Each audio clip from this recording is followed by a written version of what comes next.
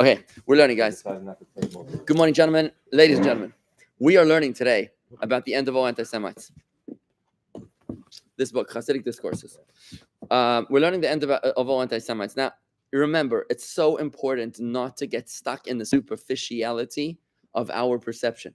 It's important as Jews that we always see through to the essence, right?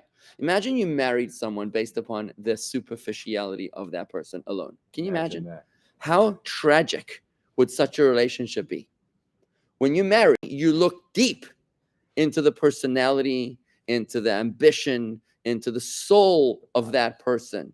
Why do we live our lives making judgments upon other very big and equally important decisions by a mere superficial drive-by analysis? For example, people will come to conclusions about conflicts in Israel based upon mere headlines, right? I mean, you heard about this, the hospital attack in Gaza. Neither did I, right? That there was a hospital attack. You know, it took Israel 2 weeks to count how many people were killed by Hamas. But it didn't take more than 5 minutes for them to figure out Hamas. You know, it's a very credible authority that they figured out. They must be exceptional with the death, so that they knew that 500 people died within minutes of the Israeli hit in the hospital. Then the number soared to 900. But later on, when they figured out that it was actually, when America said that they knew that it was actually a Hamas missile, actually nobody died. And also, by the way, the hospital wasn't hit either, right? So, yet people don't care about the facts. Like, what do you mean? Israel is an apartheid state. Israel's an apartheid state, right? How many, I would agree that that ethnic cleansing, a population of 200,000 people that was reduced now in a mere 75 years to zero, that's ethnic cleansing. Algeria is certainly guilty of ethnic cleansing, as is every Arab country like Pakistan and Syria and Lebanon and Jordan and every other such country. But when it comes to Israel, the Arab population of Israel has tripled? It's gone up 10 times the amount in the past 75 years. You can't call that ethnic cleansing, but nobody cares about the facts. Nobody cares about the facts. People care only about the headlines. The headlines. Israel hit the hospital. Israel is apartheid. The fact that, I was listening this morning to a speaker from South Africa, a black man. It's a black, South Africa is one of the only countries in the world that actually endorses Hamas. The president of South Africa endorses Hamas. So some leaders of the political parties, a black man, he gets up and he's like, how are we not embarrassed to support, we South Africa, who understand what apartheid is, to say about Israel that that's apartheid? He says, I was in Israel and I was in the West Bank. Anybody who tells you that Israel is apartheid is out of his mind. He doesn't know what he's talking about, right? This is a black politician from South Africa. Yet the world doesn't care about the facts. The students that are marching for justice in Palestine, right? They couldn't care less about what the facts are. And you talk to them, by the way, they're like, I don't know enough about this. If you ask them questions, I don't know enough about this. It's just what we're doing. This is the movement, right? What this discourse is today, what we're doing in this discourse is plumbing the very depths, the soul of anti-Semitism. Everything that exists in this world is by divine design. God created everything in this world, including anti-Semites. I know that's a little painful.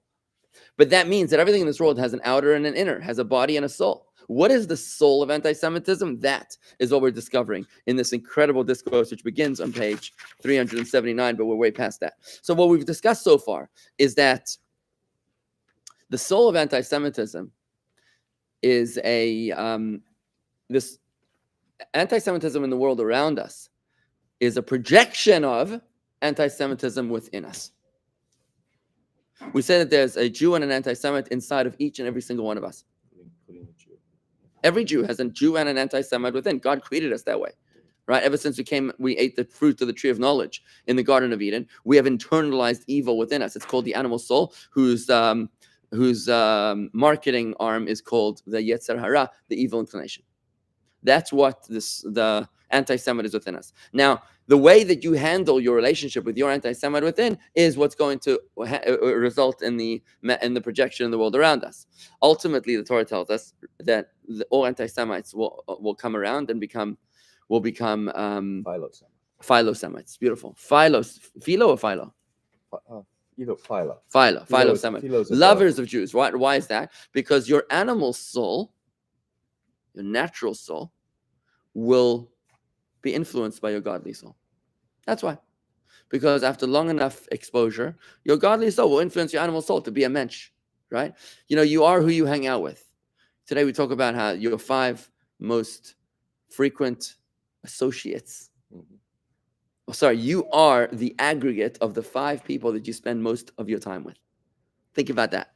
It's a fascinating concept. Because the Adam Madini, a person is a social creature, and we are deeply influenced by our adjacencies and our relationships, right? So the people you hang out with are the people that influence you the most. When the godly soul hangs out with the animal soul, right, it makes sure to influence the animal soul, hopefully. But the way that works is, by the way, a very interesting concept, is we learn this idea from the way that we kosher meat.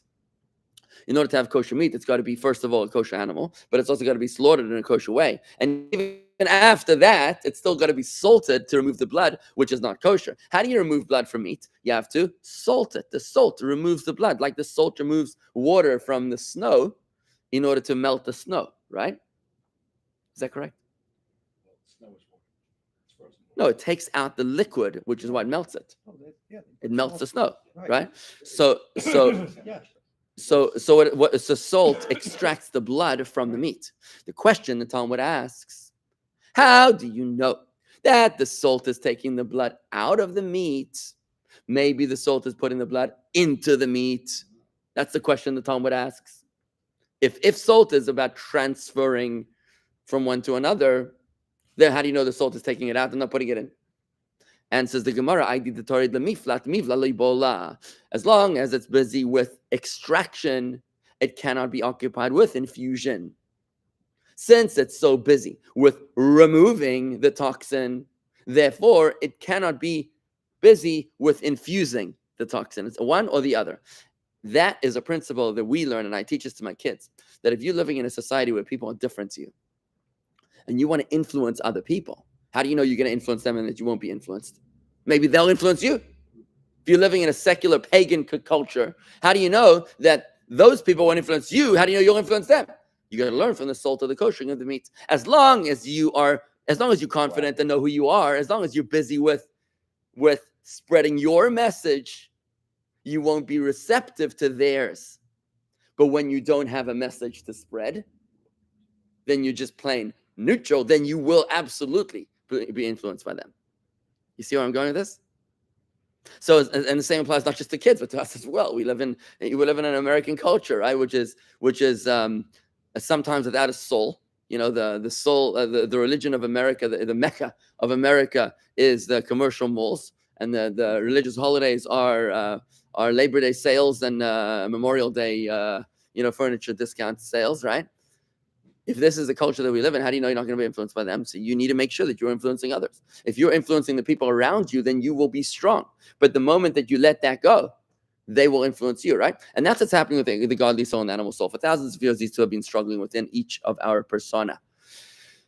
And the godly soul might have been a little intimidated by the animal soul, and then we've gone through dark times. But today, we're rising to higher consciousness, and the godly soul is fearless, is strong, and unafraid. You know what they say the Israel army today? They say is the modern Israeli army is the most advanced army in the world. There's no army in the world that's able to fight battles like Israel's special forces are able to do. No army in history ever fought a subterranean battle. Guerrilla warfare, an army that's fighting guerrilla warfare. The guerrilla warfare is the advantage is by the guerrillas, but the way Israel's fighting this war, it's incredible. Military analysts are saying that the special forces units here are just extraordinary in their training. We've had, unfortunately, we battle ready, from 4,000 or 5,000 years of overwhelming opposition. We are the only country in the world that is biblically mandated.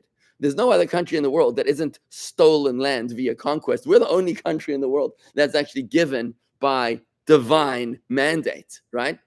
Yet we're the only one that's still fighting for our existence, right? We're finally getting our balance.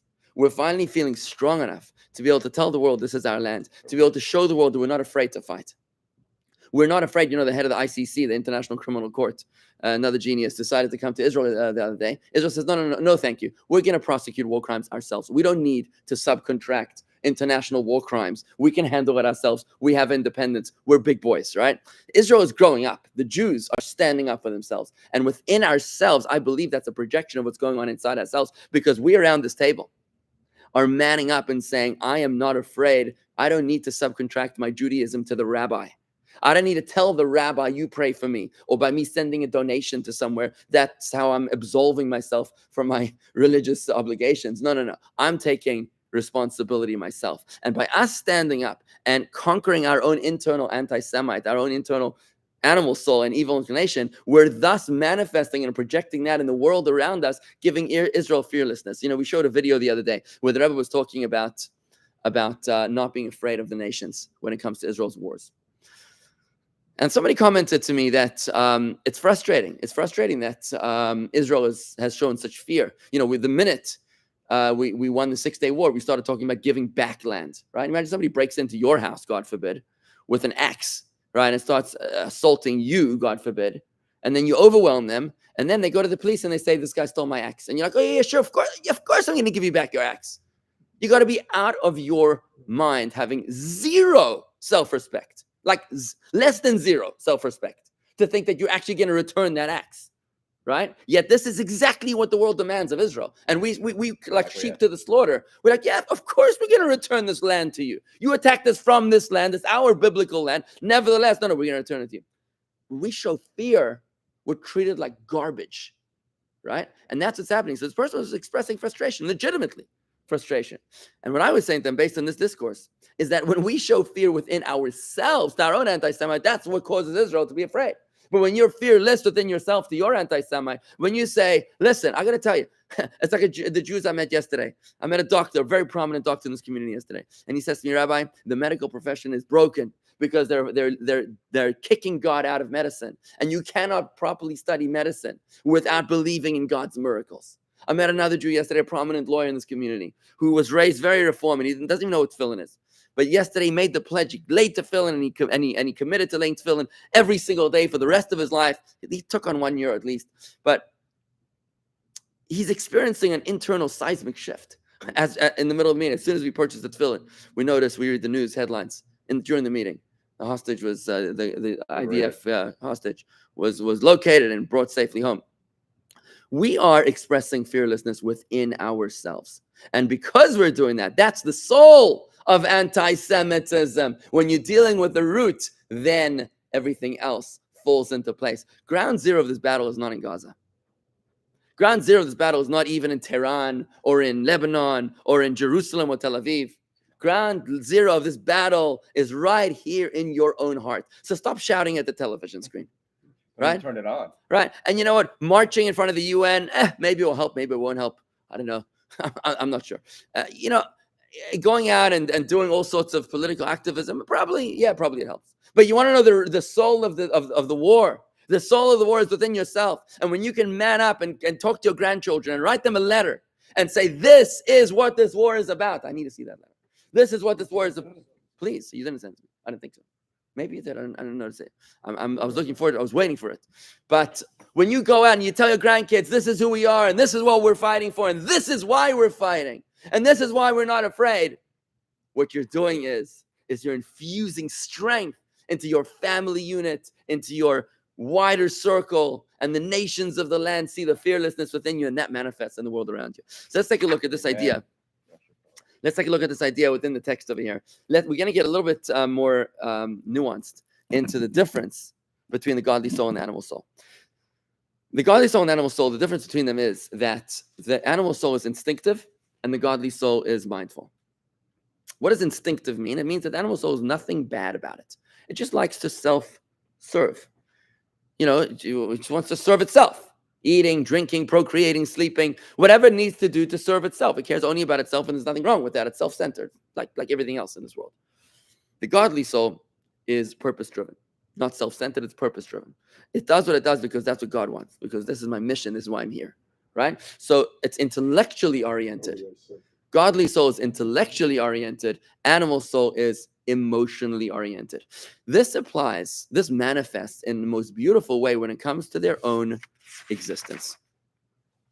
When it comes to their own existence, I'm going to go into now why we exist. So when the animal soul sees the world around, what does it say? It says, wow, a world filled with pleasure and luxury and indulgence. That's awesome. If I work hard, I'll make a lot of money. I can fly to beautiful places, eat in beautiful restaurants, hang out with people that will give me pleasure, and I can have a good time and drink good wine, right? So that's what the animal soul says. It's like nothing wrong. It's great. It's a beautiful place. The godly soul sees this world and has a whole different picture. The godly soul, remember, is intellectually oriented. It says this world cannot exist by itself. This world doesn't just be. Why is this world here? Well, was it always here? No. Will this world always be here? No. It's a creation of God. Oh. So the godly soul says, one second, God created this world, right? You realize that, like, it's like saying, it's like looking at this phone, right? You can look at this phone and say, wow, such a pleasure tool. I can keep myself mindlessly occupied for hours on end, and I won't even feel any anxiety. That's awesome, right? Or you can say, one second, this is amazing. Who created this, right? And then you learn about Apple and Wozniak and Steve Jobs, and whoa, that's amazing. And you experience some gratitude to the creators behind this, right? So same with the world. You look around and the godly soul says, one second, the world needs to have had a creator. Something needs to have created this world.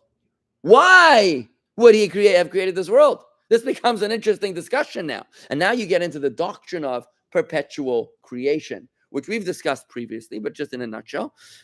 The creation story isn't just an episode, a one-time event. God didn't just create this world and then go off on holiday and leaving the world to its own devices. The world is like a television screen.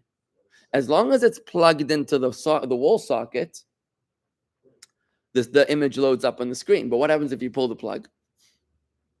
The instant you pull the plug, everything goes off the screen, right? So too, as long as the energy is flowing to create this world, like electricity flowing into the screen, the world continues to exist. But the minute you pull that plug, the minute Hashem stops flowing the energy, it's all over. It's the doctrine of perpetual creation. Now that the godly soul sees this and says, OMG. Wow. There's a God that is creating me right now. And the intense gratitude and humility that the soul feels quickly evolves into love. What happens when somebody does an incredible favor for you? You know what you feel like? Have you ever experienced that when you're at a store and somebody pays it forward for you? Have you ever felt that? Has anybody ever done that to you? You've probably done that to 100 people, but you might not have been in the receiving end of that. That happened to me a while ago. I was in a store and they said, pay the bill. The guy who just left paid the bill for you. What? That was amazing.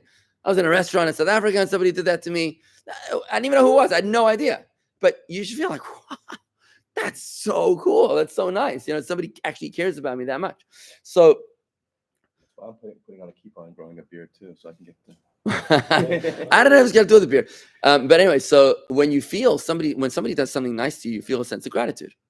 How about if somebody saved you from a fire or your family from a fire? You feel an intense lifetime gratitude. What happens if God is creating me and my family right now? At every moment in time, you feel this incredibly overwhelming sense of loving gratitude. What about debt? The sense of debt.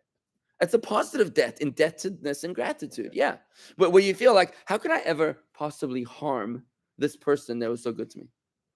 So in other words, the negation of sin is not a guilt-centered, is not motivated by guilt.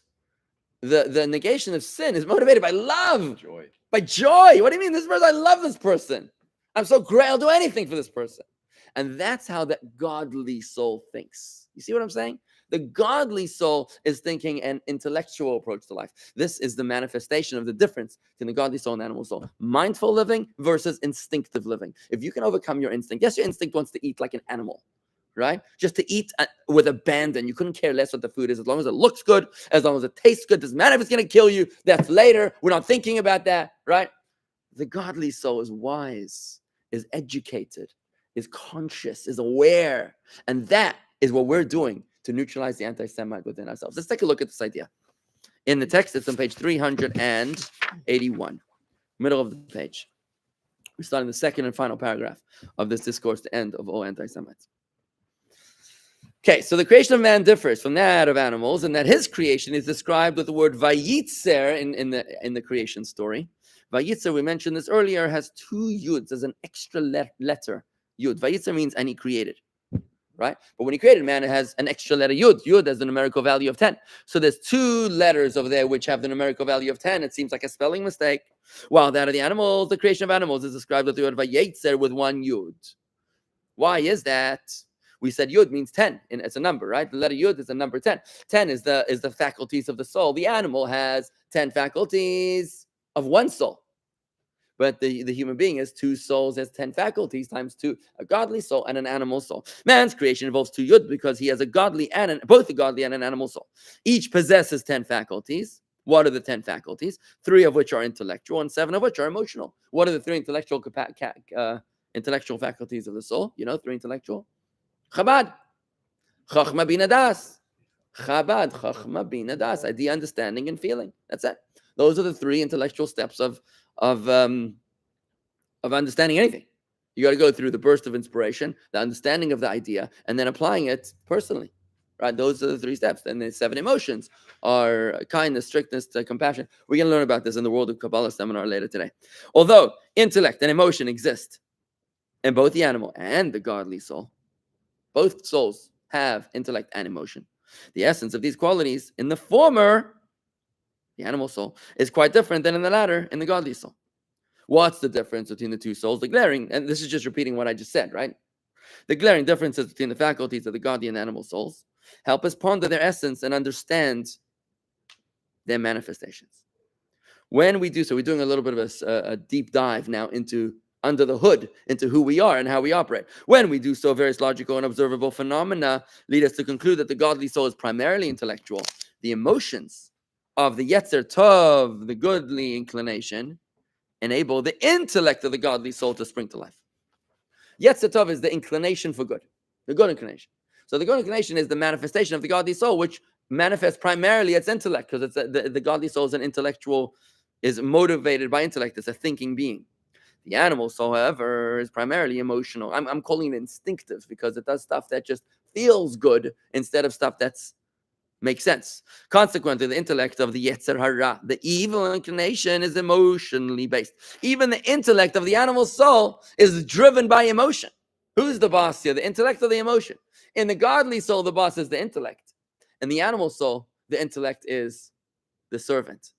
To give you a quick example, right? So let's say a person's motivated by the animal soul, right? So what happens? They want to watch movies all day long, right? They know that watching movies is a waste of time. It's actually bitul Torah. It's a waste of time from which could have and should have been used for Torah study. So because the animal soul has an emotion superiority and the intellect is only a servant of the emotion, he's going to find a way to justify watching movies all day long or all night long. Right? So to justify it and say, well, I'm going to watch movies all night long because this calms me down. This distracts my attention from the war in Israel. This is going to help me daven better tomorrow. Yada, yada, yada. Tell it to the Marines, right? It's the animal soul's emotions that are telling the intellect which kind of conclusions to come to. Like Hamas, basically. They say, look, we need to produce 7,000 dead. Figure it out, right? You saw the miracle in Gaza. It's amazing. Mashiach must be coming. There was yesterday a video, I think, on CNN. they were counting corpses in Gaza. When one of them stood up, he thought the cameras were off. So he walked off the set. It's the resurrection of the dead. Miracles and wonders in the promised land, right? Oops. In another pro-Hamas gaffe. You see this. Another one. This was in Munich, in Germany. You have this pro-Hamas demonstration, and this little girl is saying, "Free, free Palestine, free, free Palestine." Then she says, "Free, free Israel." Whoops. Okay. Anyway, so I'm sorry, a little comedy there. So the animal soul has emotions in control. The intellect, the facts, are now going to serve the predispositions of the emotion, right? The general difference between intellect, which is essentially intellectual, and intellect, which is rooted in the emotion, so it's emotional intellect, is that intellectual intellect, godly soul, tends to be serious and profound, the internal aspect of intellect, while emotionally based intellect tends towards the superficial, the external aspect of intellect. This is when you're using, when you're pushing around, what do you say, a round circle into a square hole? Round peg into a square hole. Around pegging to square hole. It's not really intellectual. Now, let's manifest this on a practical level. We observe an interesting manifestation of this difference between the souls when considering the creation of the world. God truly brought about something from nothing. God brought about something from nothing, right? So the creation of this world is ex nihilo. It's created from nothing. As in the saying, he caused that which was not to be. Something from nothing, right? But the definition of being and non-being depends largely on the nature of the intellect involved. Beauty's in the eyes of the beholder, right? So what does it mean that we come from nothing, right? So we know any intellectual understands that this world wasn't always here and it was created from nothing. Okay, so now that it is something, what does that mean, right? Being and non-being are inherently antithetical. Yet, for God, non-being contains being. Mm-hmm. And that which humans term being, for him, possesses non-being. So in other words, for human beings, when we say this world is something from nothing, right? Let's just identify that expression. So we say this world is something physical from spiritual, right? Physical from spiritual is something from nothing. For God, spiritual is not nothing. Spiritual is actually something, right? And for God, the physical is actually nothing because it has no independent existence of its own. It's just like a television screen, right? So we've got an inverted perception of reality. Does that make sense to you? Kind of like the human eye. You know how the human eye works? It's amazing. The human eye, I don't even understand why it is, but the way that God created the human eye is such that the human eye sees visions upside down, and you have the optical nerve, which has to flip all images over. Because we essentially see things upside down, and there's this nerve in the eye that has to flip it over. Because I think God is teaching us that your perception is incorrect by definition, because you're a human being, because you're a creation. So you don't see things from the perspective of truth. You see them from the jaded perspective of the creation, right? It's kind of like, think about it like, let's say somebody's in jail for 5 generations. I mean, I exaggerated, but let's say in jail for 5 generations. So your perception of reality is going to be a little skewed because of your current context. You're going to think that like bread falls out of the sky every day at 12 o'clock. And, that there's no such thing as sunflowers and music. Everybody wears a uniform. Right. You think everybody wears uniform, but you don't realize that like you're just in this little cell. And you just don't realize that there's a big wide world out there, right? And that's a very real example the Chassidus uses to describe the exile, because we've been in this jail for for almost 2,000 years since the destruction of our temple, right? And we think this is reality, but we need someone from the outside that comes, a Rebbe. A Rebbe comes from the outside and he says, guys, by the way, I want to tell you about Mashiach. There's a world out there. There's a world of divine consciousness, a world of peace, a world of awareness, a world where everybody can see godliness all around. And you're like, wow, really? That sounds like such an incredulous idea. When in reality, it's only because we're living in such a small, in such a pigeonhole, in such a little tiny context, that it's hard for us to see the perception of reality. So that's what this discourse is doing right now. It's taking us out of the solar system here to be able to see things from an observer status perspective, from a neutral perspective, and say, one second, there's a creator and there's creations, right? When you're creations, you think that this table exists, right? And that the divine energy which creates this table is nothing, something from nothing. But really, it's the other way around. It's nothing from something, right? And that's where this is going. So let's just read this. However, from man's perspective, in the intrinsically limited language of man, the non-being of man and the being of non-being are entirely dissimilar. So in other words, it's exactly what I just explained, right? Physical is existing for man, spiritual is not existing for God. It's the other way around, right? Okay. Herein lies the difference between the comprehension of the godly and the animal soul. The animal soul's comprehension is limited to the understanding of creation, how God fashioned the world and all it contains. So the animal soul is not a fool. He knows that God created the world. He's not going to say, oh, there is no God. That you got to be stupid to deny. You got to be irrational to deny that the cell phone was created by Apple. You've got to be irrational to deny that this building had an engineer. And you've got to be irrational to believe that this world had no creator. The godly soul is not irrational. Sorry, the animal soul is not irrational. It has brain. It has intellect, right? It delves only into the aspect of the world which humans consider being. The only part that's important to him is the hard and fast, the something part of existence, physical, considering the nature of each creature and its physical needs as well as its manner of conduct. Thus, the animal soul's understanding is limited to created being. All he focuses on is my pleasure, is what I can get from this world, right? The godly soul, however, ponders the very foundation of every created being. How in essence its being is truly non-being. Because he's not limited to his own self-indulgence. The godly soul is trying to quest for truth. This is because the universe does not exist on its own, but is entirely dependent on the true being which creates and vivifies it. And it's because of this different perspective that the godly soul has an entirely different perspective of reality. The godly soul is asking why, not just what. So the godly soul is an entirely different set of values and ethics from the animal soul. And now we're starting to get a more intimate understanding of the anti-Semite within ourselves. Doesn't mean bad. The anti-Semite doesn't mean to hurt you, to hurt anyone. It's just self-indulgent.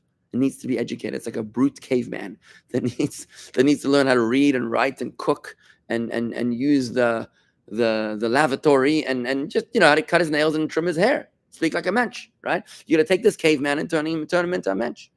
What we need to do is do that in our own personal lives. There is an incredible spiritual awakening going on in the Jewish world right now, the likes of which I've not seen in all of my life.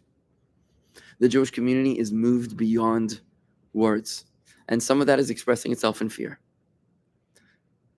People thinking of changing their last name. Somebody said to me yesterday, changing his name, taking of them as I said, no, I can't do that. You can't do that. They'll find you.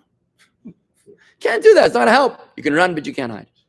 What we need to do is to fight from within. This is all by divine design. Nothing motivates Jewish people to connect with their faith like anti-Semitism. It's very, very sad.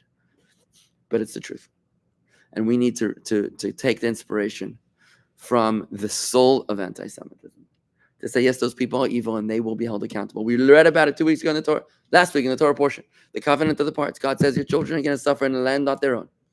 They're going to be abused for 400 years, but they will emerge with great wealth, right? Which means you're going to suffer, but like the olive being squeezed, when olive is crushed, that's when it produces its oil.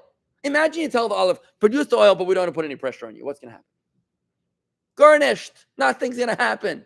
You got to squeeze it for it to come out. It's the way God created the world. After night comes day. After winter comes spring. Right? After suffering comes renaissance. We have to be smart and not see the superficiality of anti-Semitism and realize that God is trying to teach us a message over here. He's trying to give us a wake-up call. So let's wake up, for heaven's sakes. He doesn't have to give us more wake-up calls, God forbid, from a new front of a theater of war. Let's neutralize the anti-Semites where they are and say, God, I got the message. Okay. I got it. No need to give me any further show and tell. Right? We got it by waking up from within. And when we do that, we realize that the anti-Semite is not guiltless. God made it abundantly clear to Abraham, and also the nation that they will serve, I will judge. Those Egyptians who made the Jews suffer, they will stand trial and suffer the consequences of their own evil choices. Same thing over here. Hamas is going to suffer the consequences. And all the pro-Hamas sympathizers, as pathetic as they are, and Tehran and their sponsors, all of them are going to have to ultimately stand judgment in order to stand before God for their crimes against humanity. But that doesn't mean that we are free and off the hook from doing the real hard work, which is to vanquish the anti-Semite within. On a very practical level, folks, what this means today is to become aware today of the concept of perpetual creation. Today, it means to look deeper, peer beneath the surface. Don't just look at the world around, but think about the way that God is creating the world at every single moment in time. Because think about it. If you can reflect and realize that God is creating the Hamas terrorists right now, God is creating the terrorist tunnel and the Gaza hospital, the lair, the what do they call it? The lair of the lion's den, whatever. They're not even lions. the termites den. If you think about the fact that God is creating Putin and the Ayatollah and all the other leaders of the North Korea, all those, China. then not only does it give you a sense of calm, but it also gives you a sense of purpose. To realize that everything is being created by God at every single moment in time. You're educating and exposing your animal soul to deeper truth. You're vanquishing your animal soul by putting your arm on its shoulder and saying, listen, let me teach you a few things about life. Let me show you about the birds and the bees. Let me tell you how things work. And when you do that, by educating your anti-Semites, we will manifest that in the world around us. Amen. You good? All right, Shkaya. As I mentioned, this... Daniel was at the oil yesterday, picked up a book called Positivity Bias. That's amazing. That's an amazing book. Harvey's a big fan. It's amazing, guys. This seminar